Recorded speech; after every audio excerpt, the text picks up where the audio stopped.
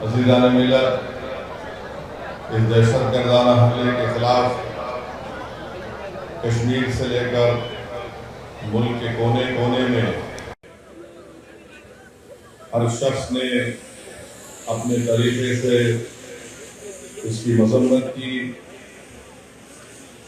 और अपने तरीके से इज़हार ताज़ियत भी पेश किया। कश्मीर की जामा मस्जिद में मीर वाइस ने, हज़रत मौलाना मीर वाइस ने भी जुमे के खुतबे से पहले मस्जिद के अंदर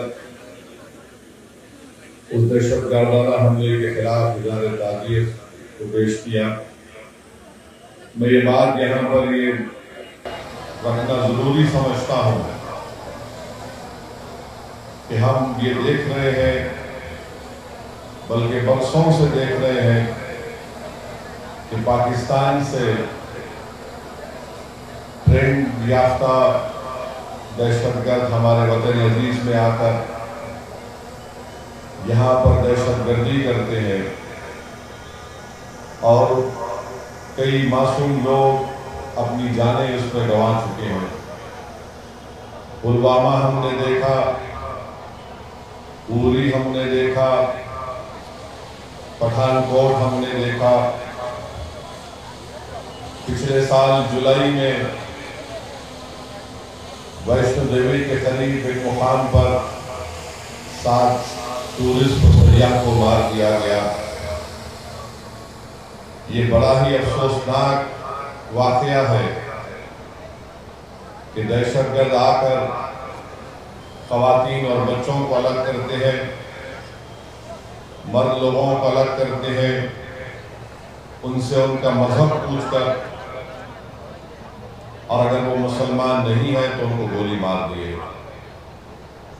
यहाँ पर उलमा इकराम तशरीफ फरमा है, वो मुझसे बेहतर और मुझसे मौसर तरीके से आपको समझा सकेंगे कि दीन इस्लाम में कितना बड़ा गुनाह है किसी को कत्ल करना, मगर इस तरह से हरकत करना और फिर गोली मारकर उनकी तस्वीर निकालना, सेल्फी निकालना,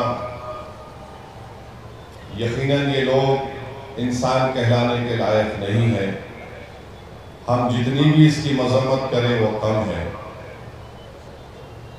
बल्कि मैं अपनी पार्टी की जानिब से जब मरकजी हुकूमत ने आल पार्टी मीटिंग बुलाई, मैंने उस आल पार्टी मीटिंग में इस बात को रखा कि अक़वाम मुत्तहिदा के सिक्योरिटी काउंसिल का रेजोल्यूशन है जो 9/11 के बाद सिक्योरिटी काउंसिल ने उसको अपनाया था, जिसमें 4 निकात दिए गए। तमाम ममालिक से कहा गया कि दहशतगर्दों को पनाह नहीं देंगे, उनको पैसों से मदद नहीं करेंगे, उनकी ट्रेनिंग नहीं करेंगे। मगर बरसों से पाकिस्तान अपने मुल्क में दहशतगर्दों को ट्रेनिंग देता है भारत के खिलाफ। फिर अक़वाम मुत्तहिदा का आर्टिकल 51 है जो इस बात की इजाज़त देता है किसी एक मुल्क को वो सेल्फ डिफेंस में अपने मुल्क के तहफ़्फ़ुज़ के लिए दूसरे मुल्क पर वो अपनी मिलिट्री कार्रवाई कर सके। मैंने उसका भी हवाला दिया। और ये आर्टिकल 51 सिर्फ मुल्क के खिलाफ नहीं, बल्कि जिस मुल्क उस अपने मुल्क में दहशतगर्दों को पनाह देता है, जिसको अंग्रेजी में नॉन स्टेट एक्टर कहते हैं, ये एलईटी पाकिस्तान की हुकूमत की ISI की एक नाजायज औलाद है। और फिर आप ये भी जानते हैं कि हमारे भारत के संविधान में आर्टिकल 355 है जो इस बात को कहता है कि मरकजी हुकूमत की जिम्मेदारी है कि किसी रियासत में अगर बाहर से हमला होता तो उसको रोके, और बैनुल-अक़वामी कानून हमको इस बात की इजाज़त देता है कि हम पाकिस्तान की एयरफोर्स, पाकिस्तान की नेवी का ब्लॉकेट करें, और करना भी चाहिए। हमको इस बात की इजाज़त देता है कि हम इंटरनेट का उनका उसको जैम करे, हैकिंग कराए हमारे एथिकल हैकर्स के साथ जो इस मुल्क में बड़े पैमाने पर हैं। मैं मरकजी हुकूमत से इस बात का मुतालबा करता हूँ, भारत के वजीर आजम से, कि वो फाइनेंशियल एक्शन टास्क फोर्स है जिसको FATF कहते हैं, हुकूमत की जिम्मेदारी है कि पाकिस्तान को ग्रे लिस्ट में डाले FATF की, और इसी तरीके से उनको माशी तौर पर पाकिस्तान को हम कमजोर करना बहुत जरूरी है। और जो लोग आज पाकिस्तान में बैठकर बकवास करते हैं, मैं उनसे कहना चाह रहा हूं कि आप भारत से आपका वक्त आधा घंटे पीछे है। अब जैसा यहाँ 6:15 हो रहे हैं, वहां पर 6:45 हो रहे हैं, मौरो आधा घंटा पीछे नहीं है, वो आधी सदी भारत से पीछे है। और ये बार बार ये गलत बात वहां के लोग करते हैं, अरे हमारे मुल्क का बजट जो है, तुम्हारे मुल्क का बजट हमारे मिलिट्री के बजट के बराबर नहीं है। तुम बराबरी करना तो दूर की बात, तुम अगर इसी तरह करते रहोगे, ये बार बार पाकिस्तान ये कहता है कि हम न्यूक्लियर बॉम्ब हमारे पास है, एटॉमिक बॉम्ब है। याद रखिए, अगर आप किसी मुल्क के अंदर जाकर मासूम लोगों को मारेंगे तो कोई भी मुल्क खामोश नहीं बैठने वाला है, चाहे हुकूमत किसी की भी हो। मगर इस तरह से आकर हमारी भारत की सरजमीन पर हमला करना और मजहब पूछकर किसी को गोली मारना, तुम कौन से दीन की बात कर रहे हो? तुम तो खवारिज से बदतर हो, तुम तो आईसिस के जानशीन हो जो हरकत किए हैं। तो मेरे अजीज दोस्तों और बुजुर्गों, हम हमारे मुल्क के वजीर आजम से भी कहेंगे कि जब कश्मीर हमारा अटूट हिस्सा है और रहेगा इंशाअल्लाह, तो कश्मीरी भी हमारा अटूट हिस्सा है। हम कभी भी कश्मीरियों के खिलाफ ये जो टीवी चैनल पर ये बड़े बड़े एंकर बैठकर गुफ्तगू कर रहे हैं, बेशरम है ये पूरे एंकर। अगर कश्मीर हमारा अटूट हिस्सा है और रहेगा, तो कश्मीरी भी हमारा अटूट हिस्सा है। कैसे हम उन पर शक कर सकते हैं? वो कौन था जो दहशतगर्दों से उनका हथियार लेते हुए जिसकी जान चली गई?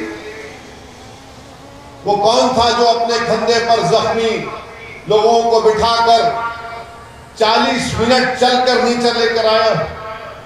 वो कौन था? कश्मीरी था जो एक मासूम बच्चे को उठाकर उसकी जान बचा रहा था। तो ये जो हमारे वतन अजीज में कश्मीरियों के खिलाफ एक नफरत पैदा करने की कोशिश की जा रही है, गलत है। ऐसे नाजुक वक्त पे भारत को एक होकर जो पड़ोसी दुश्मन है उसके खिलाफ अगर जवाब देना है तो हमको मुत्तहिद रहना पड़ेगा। पाकिस्तान यही चाहता है, ISI यही चाहती है, LET यही चाहता है कि इस मुल्क में हिंदू और मुसलमानों में और इख्तलाफात बढ़े।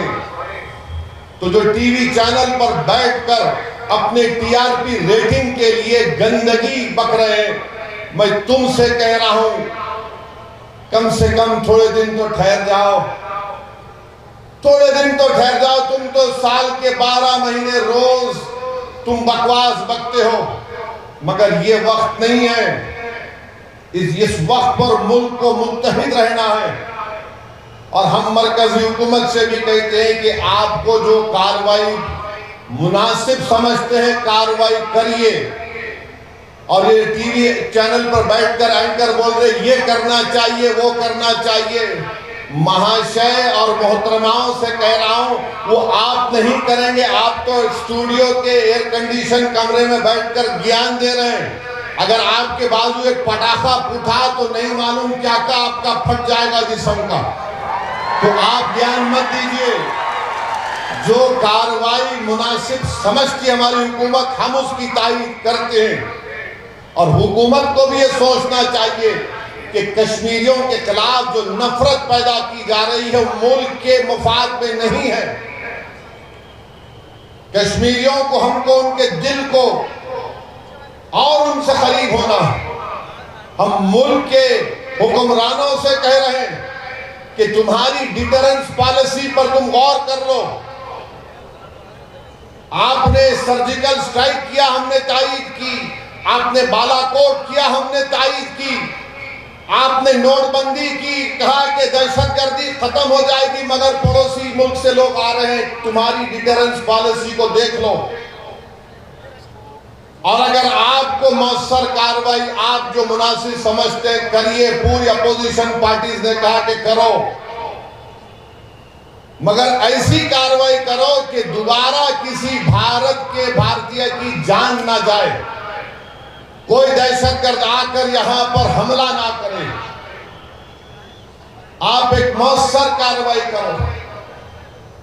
और बार बार मुझे तो मीडिया वाले बोल रहे कि पाकिस्तान के वो ऐसा बोले, वो ऐसा बोले। मेरे भाई, मुल्क बहुत बड़ा है।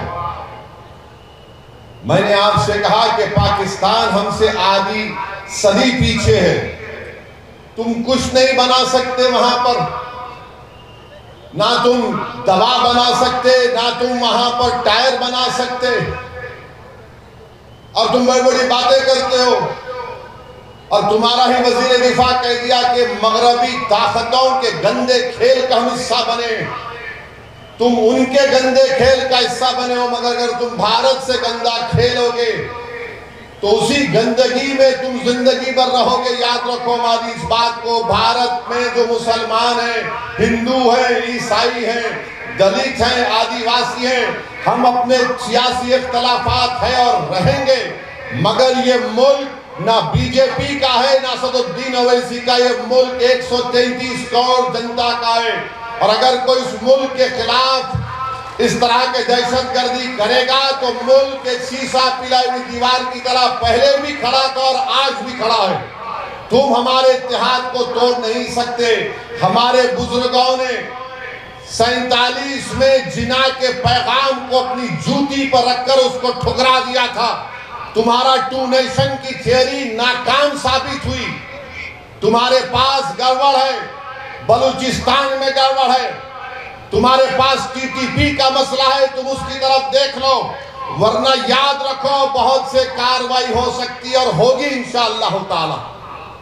तो मेरे अजीज दोस्तों और बुजुर्गों, ये बात को बयान करना बहुत जरूरी था। अब मुल्क के अंदर के हालात पे बयान कर रहा हूं। अंदर के हालात ये हैं कि हम अपने वजीर आजम से कहना चाह रहे हैं कि आप तारीख में अपना कैसे नाम लिखाना चाहते हैं, एक सियासतदान के तौर पर या स्टेट्समैन के तौर पर। अगर मोदी स्टेट्समैन के तौर पर इस दुनिया में, इस मुल्क की सियासत में नाम अपना लिखवाना चाहते हैं तो नरेंद्र मोदी को अगर मौर्य को उनको सिर्फ सियासतदान के तौर पर ना लिख दे बल्कि स्टेट्समैन के तौर पर लिखे, तो हम नरेंद्र मोदी से कहना चाह रहे हैं कि आपको वक्फ का कानून वापस लेना पड़ेगा। अगर आप नहीं लेंगे तो आप स्टेट्समैन नहीं, सिर्फ एक पॉलिटिशियन कहलाएंगे आप। इसलिए कि ये ऐसा कानून है, नारा लगाएंगे और आखिर में लगाएंगे।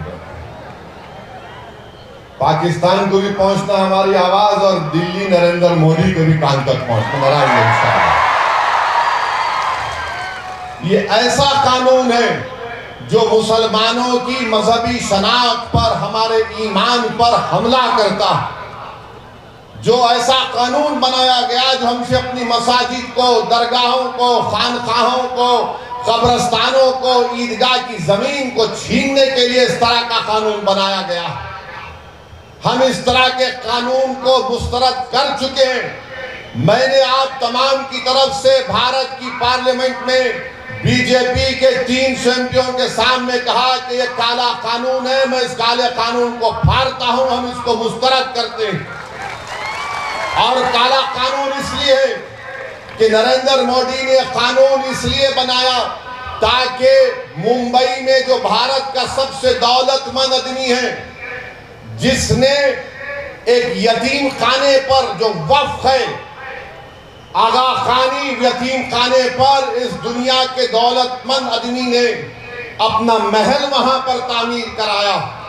उनका मुकदमा सुप्रीम कोर्ट में चल रहा है, तो नरेंद्र मोदी ने अपने यार को फायदा पहुंचाने के लिए इस कानून में सेक्शन 2C को ला लिया और कहा कि कानून बनने से पहले जो ट्रस्ट होगा और इस कानून के बाद जो ट्रस्ट होगा वो वक्फ नहीं होगा, क्योंकि उस दौलतमंद आदमी ने आगा खानी वक्फ ट्रस्ट से जमीन को 22 करोड़ में खरीदा। तो यह कानून मोदी अगर किसी को फायदा पहुंचा रहे हैं तो अपने दोस्तों को फायदा पहुंचा रहे हैं। मैं महाराष्ट्र के मुख्यमंत्री जो ज्यादा ही मोहब्बत करते हैं असदुद्दीन ओवैसी से, मैं उनसे पूछना चाह रहा हूं, क्या तुम उस दौलतमंद आदमी की बिल्डिंग को हासिल करोगे जो हमारी सफों में मीर जाफर, मीर सादिक और अबू जहल और अबू लहब के जानशीन हैं? मैं तुमसे पूछ रहा हूं, क्या तुम जाकर उस बिल्डिंग को हासिल करोगे जो यतीम खाने पर बनाई गई है? मगर कानून ऐसा बना दिया गया कि जैसे ही सुप्रीम कोर्ट ने अपना फैसला सुनाया, वो शख्स सेक्शन 2C के तहत उस यतीम खाने का मुकम्मल मालिक बन गया और हम उस जायदाद को खो दिए। ये कानून बनाया गया। ये बार बार बीजेपी के लोग बोलते हैं नहीं नहीं कब्जे हो गए। बीजेपी का एक पैम्फलेट बुकलेट निकाला गया, पढ़िए आप, जिसमें बीजेपी कह रही है कि 70% वक्फ की जायदादों पर कब्जा हो गया। चलिए, जब कब्जा हो गया तो आप लिमिटेशन का कानून क्यों इस्तेमाल कर रहे हैं? जो 12 साल से अल्लाह जिस चीज का मालिक है वहां पर काबिज है, तो मोदी कह रहे हैं कि तू आज से मालिक बन गया। तो 70% जायदादों का मालिक आप लैंड ग्रैबरों को, काबिजीन को बना रहे हैं। तो वक्त के मुफाद में क्या हो रहा है बताइए आप। आपने क्यों कह दिया कि वही वक्फ कर सकता है जो 5 साल के लिए मुसलमान रहेगा? किसकी मां जनी जो मुझसे आके पूछेगा तो मुसलमान है या नहीं है? मैं all India Muslim personal board के इस मुबारक प्लेटफॉर्म से कह रहा हूं, अगर गुनाहगार मुसलमान भी होगा तो फख्र से कहेगा कि हाँ मैं गुनाहगार हूं, मगर मैं अल्लाह उसके रसूल को मानने वाला हूं। तुम कौन होते हैं मुझसे आकर पूछने वाले? 5 साल दिखाना पड़ेगा। क्या तुम दिखाओगे तुम 5 साल अपने मजहब पर चल रहे नहीं चल रहे? ये कानून में जो प्रोविजन बनाया गया 5 साल का, ये सिर्फ इस्लाम को कबूल करने वालों के लिए नहीं है। अगर आप में से कल कोई जायदाद वक्फ को देना चाहता है तो कलेक्टर साहब बोलेंगे तुम 5 साल से इस्लाम पे चल रहे नहीं चल रहे। अब ये और बात है कि कलेक्टर साहब को दीन इस्लाम के अहकामात के बारे में कुछ नहीं मालूम होगा। क्या कलेक्टर साहब ये तय करेंगे कि दाढ़ी मोदी के बराबर होनी चाहिए या ओवैसी के बराबर होनी चाहिए कि प्रैक्टिसिंग मुसलमान है? अच्छा, अगर कोई हमारी बेटी या हमारी बहन या हमारी कोई खातून देना चाह रही तो कौन डिसाइड करेगा? कौन जाकर देखेगा क्या वो पर्दा नशीन है या वो हिजाब पहनती है नहीं पहनती है? तुम कौन हो भाई? अच्छा, अगर किसी को पकड़कर पीट दिए, ये राक्षस हैं जो पकड़कर पीटते हैं और उससे कहेंगे कि तू JSR का नारा लगा दे, अगर वो लगा दिया तो वो प्रैक्टिसिंग है या नहीं? ये कानून क्यों बनाया गया? इसलिए कि हुकूमत तय करेगी कि आप इस्लाम पर है या नहीं। हुकूमत का क्या काम? ये तो आइन के इक्वालिटी के सेक्शन के खिलाफ है, आर्टिकल 14 के खिलाफ है, आर्टिकल 15 के खिलाफ है, आर्टिकल 25 के खिलाफ है, आर्टिकल 26 के खिलाफ है। एक मुसलमान किसी दूसरे धर्म को अपनी जायदाद दे सकता है, मगर दूसरा धर्म का आदमी मुसलमान को नहीं दे सकता। और मुसलमान अगर 5 साल तक किसी को दे सकता है, मगर 5 साल के बाद अगर मोदी जी बोलेंगे हाँ तुमने मेरी चाय पी, मैं तुमको मुसलमान बोलता हूं तो जब दे सकते आप बताइए कैसा कानून है ये।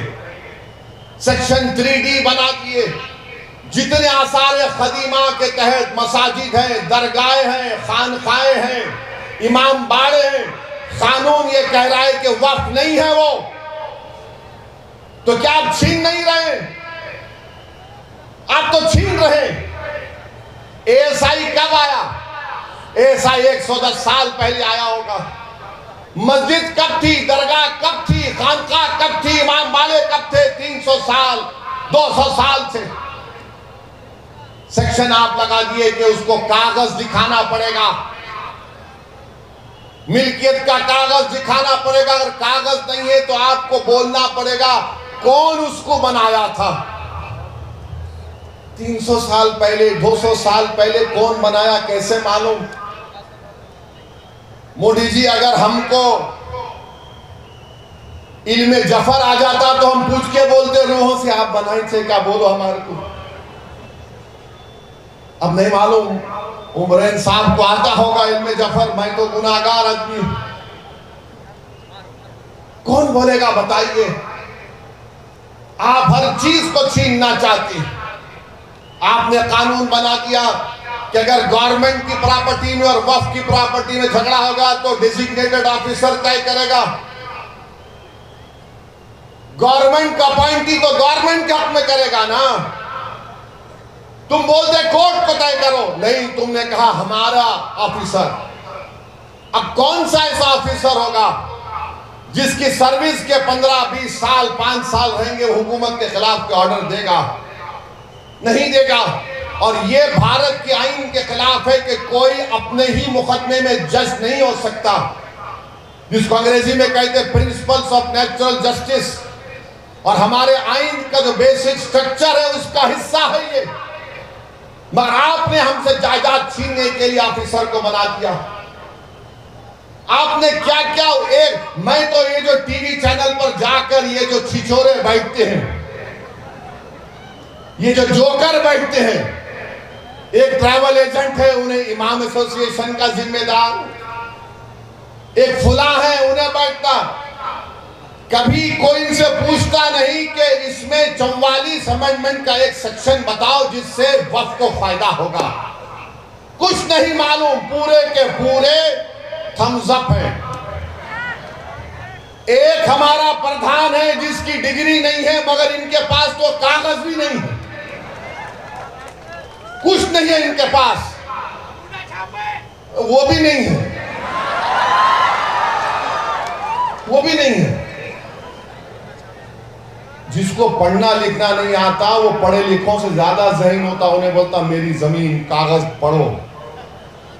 और ये बैठकर ये जो आज बीजेपी की तायीद कर रहे हैं, याद रखो ये वक्फ की जायदाद का मालिक अल्लाह है, अल्लाह रहेगा। ये तुम्हारी अम्मा के महर में नहीं आया है, सो याद रखो। कभी कभी ऐसा लगता है कि माफ करना मौलाना कह रहा है, इनके लुत्फे में फर्क दिखता मुझे। कहां क्या क्या बके जाते हैं। अरे छीन रहे हैं हमारी जायदाद को, मस्जिदों को छीन रहे हैं। अगर वो सेक्शन 3C, सेक्शन 3D रहेगा तो फिर ज्ञानवापी की मस्जिद वक्फ नहीं रहेगी। हम मुकदमा लड़ रहे हैं ज्ञानवापी का, मथुरा का मुकदमा लड़ रहे हैं, वो नहीं रहेगा, 3D वक्फ ही नहीं रहेगा। इस तरह का कानून बना है मोदी और बीजेपी ने। और सब लोग बोल रहे हैं ऐसा हो जाएगा, फुला हो जाएगा, ये हो जाएगा, वो काम हो जाएगा। आप बीजेपी के लीडरों से सुनो, नहीं नहीं अब तो बस गरीब मुसलमानों का कल्याण ही कल्याण है। हैदराबाद में, मेरे हैदराबाद के हल्के में एक इलाका है फतेह दरवाजा कहते हैं, वहां पर एक शख्स ने अखबार में इश्तिहार दिया जिसके सर पे बाल नहीं है, गंजे नहीं है, फुला तारीख को आ जाओ मैं दवा लगा तो बाल उग जाएंगे। 100 लोग चले गए वहां पे। अरे होगा भाई, सबको लगाया उन्हें। उसके बाद उनके सर पर लाल लाल निशान पड़ गए, उसके पीछे पड़ गए। तो क्या बोला? तो मोदी भी यही बोल रहे, मैं ऐसा लगाता हूं तो देखो कुछ होने वाला नहीं नहीं है जायदाद छीनना चाह रहे, आपकी हमारी मस्जिद को छीनना चाह रहे हैं। ये हमारी बका का मसला है, याद रखो। अगर आज हम इस काले कानून के खिलाफ आईन के दायरे में रहकर पुरअमन तरीके से एहतजाज नहीं करेंगे तो फिर हम बहुत सी जायदादों को खो देंगे। आप दिल्ली में 120 प्रॉपर्टीज को हम जो वक्फ की है, सच्चर कमेटी ने कहा 2008 में उसकी लागत 7,000 करोड़ है, 2025 है। मोदी कहते नहीं है वो वक्फ की नहीं है, गवर्नमेंट की है। आप बताइए गवर्नमेंट का कब्रिस्तान हो सकता है क्या? क्या गवर्नमेंट की मस्जिद हो सकती है क्या? पार्लियामेंट के सामने की मस्जिद को मोदी कहते हैं वो मस्जिद मेरी है, हुकूमत की है। उस मस्जिद का इमाम कौन है जिसको दिल्ली वक्फ बोर्ड ने तकर्रुर किया, जो रामपुर के एमपी है। अगर यह कानून रहेगा तो कल पार्लियामेंट के सामने की मस्जिद पर नोटिस लग जाएगी, ये गवर्नमेंट प्रॉपर्टी है। मेरे अजीज दोस्तों और बुजुर्गों, मैं पूरी जिम्मेदारी के साथ आपसे कह रहा हूं, जज्बात में लाने के लिए नहीं कह रहा हूं, बल्कि आपको पैगाम देने के लिए, आप में शऊर को बेदार करने के लिए। वक्फ बोर्ड अब सिर्फ एक पोस्ट ऑफिस बन के रह गया है। जब तक कलेक्टर डिसाइड नहीं करेगा वक्फ बोर्ड कुछ भी नहीं करेगा। मुस्लिम धर्म का वक्फ बोर्ड है, इसमें सिर्फ मुसलमान मेंबर हो सकता है। आप गैर मुस्लिम को क्यों लाना चाहते हैं? महाराष्ट्र में पंढरपुर की मंदिर है, पंढरपुर की मंदिर के ट्रस्ट में कोई भी ट्रस्टी कौन हो सकता है? बोलो हमको सिर्फ हिंदू हो सकता है, हमको इतराज नहीं है, वही होना चाहिए। मगर आप पंढरपुर की मंदिर में सिर्फ हिंदू हो सकता है तो मुसलमान के वक्फ बोर्ड में गैर मुस्लिम कैसे हो सकता है? कैसे हो सकता है हमको बताओ आप। तो बोलते मोदी नहीं नहीं एडमिनिस्ट्रेशन में। अरे पंढरपुर का ट्रस्टी तो एक बीजेपी के राज्यसभा के एमपी है ना, वो भी तो एडमिनिस्ट्रेशन ही कर रहे। वहां पर अच्छा तो यहां पर खराब कैसे बताओ। बिहार का हमारे हिंदू धर्म का बोर्ड सिर्फ कहता है कि हिंदू मेंबर होगा, ना सिख होगा, ना जैन होगा, ना बौद्ध होगा। उत्तर प्रदेश में आप देख लीजिए, काशी विश्वनाथ बोर्ड सिर्फ हिंदू होगा, गवर्नमेंट का कमिश्नर हिंदू होगा। अगर हिंदू धर्म छोड़ेगा तो मेंबर नहीं रहेगा। तिरुपति आंध्र प्रदेश में सिर्फ हिंदू धर्म के लोग मेंबर रहेंगे।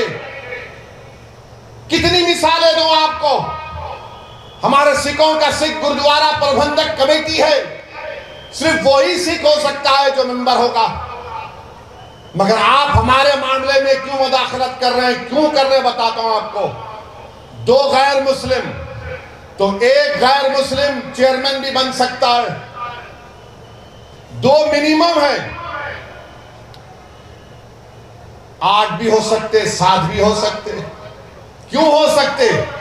क्योंकि जब परभनी में अगर कोई जायदाद का झगड़ा होगा गवर्नमेंट और वक्फ बोर्ड में, मिसाल के तौर पर, तो गवर्नमेंट अपने ऑफिसर को तकर्रुर करके अपने हक में फैसला करवा देगी। कलेक्टर को ऑर्डर होगा म्यूटेशन करो, और वक्फ बोर्ड में तो पूरे मोदी जी के चाय पीकर बैठने वाले हैं, वो सब खामोश बैठ जाएंगे, उसके खिलाफ कोई आवाज नहीं उठाएगा। हाँ, ये वक्फ की प्रॉपर्टी नहीं थी।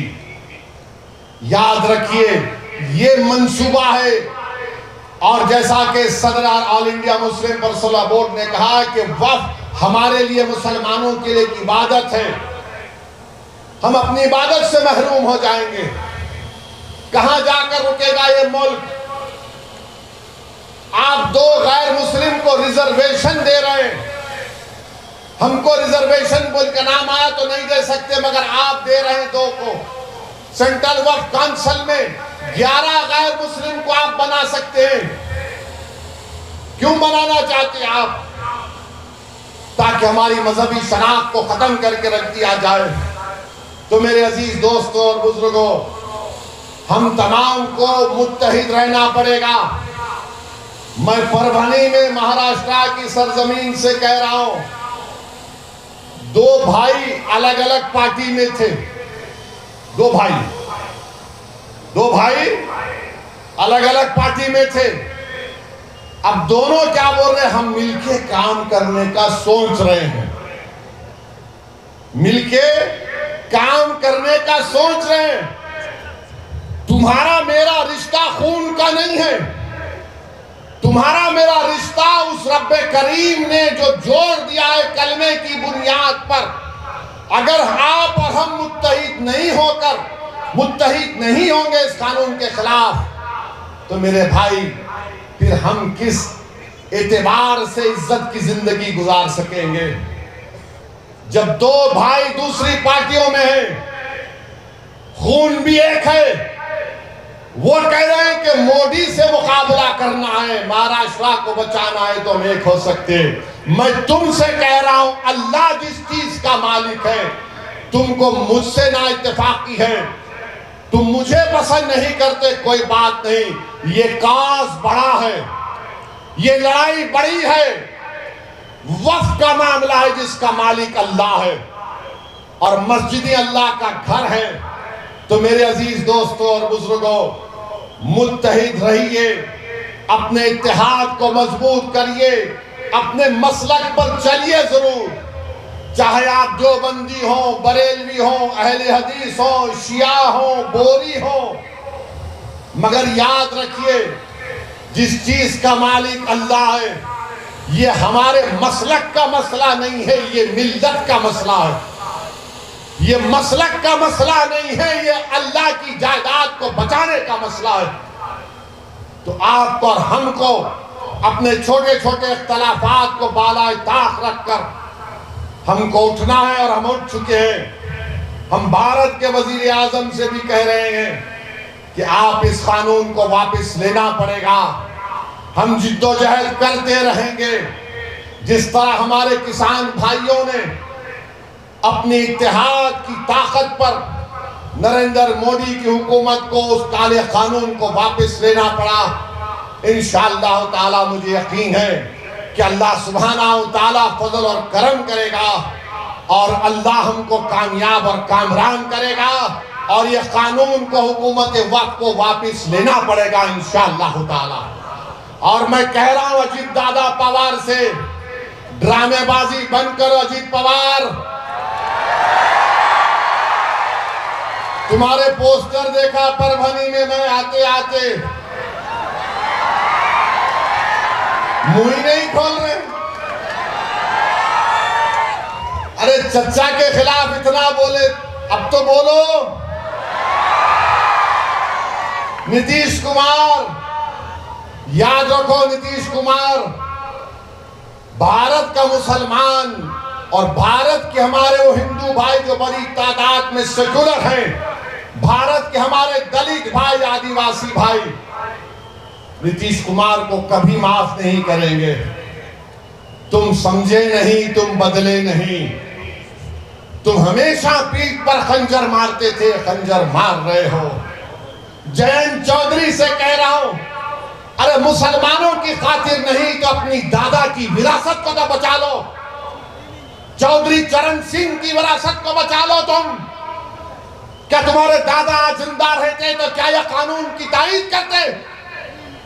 और वो चंद्राबाबू नायडू, याद रखो चंद्राबाबू नायडू, तुमने इस कानून की तारीफ करके अपने बेटे के सियासी कैरियर को नेज़े पे लगा दिया।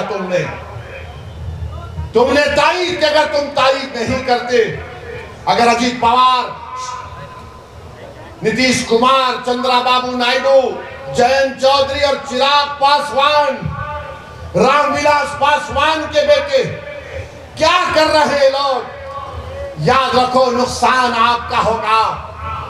इस मुल्क में इख्तिदार किसी के पास हमेशा नहीं रहेगा। इख्तिदार अल्लाह की तरफ से दिया जाता है, लिया भी जाता है। तो मेरे अजीज दोस्तों और बुजुर्गों, मेरी आप तमाम से गुजारिश है कि मुत्तहिद रहिए। और 30 तारीख को बत्ती गुल, 30 तारीख के दिन बत्ती गुल का प्रोग्राम, लाइट बंद करेंगे ना मेरे भाई? लाइट बंद करेंगे ना, 10 मिनट के लिए लाइट बंद करना है और ये सोच के बंद करना है कि मैं 10 मिनट के लिए बंद कर रहा हूं, जो इसकी तायीद करे हमेशा के लिए उनकी लाइट बंद, और होगी इंशाअल्लाह ताला।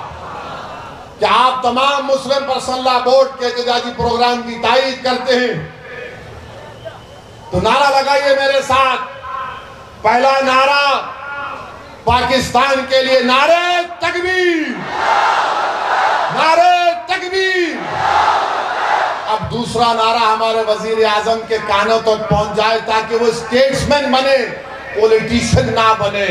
नारे तकबीर, नहीं दम नहीं है। नारे तकबीर, नारे तकबीर, भारत भारत। अस्सलाम वालेकुम। एबीपी माझा, उघडा डोळे बघा नीट।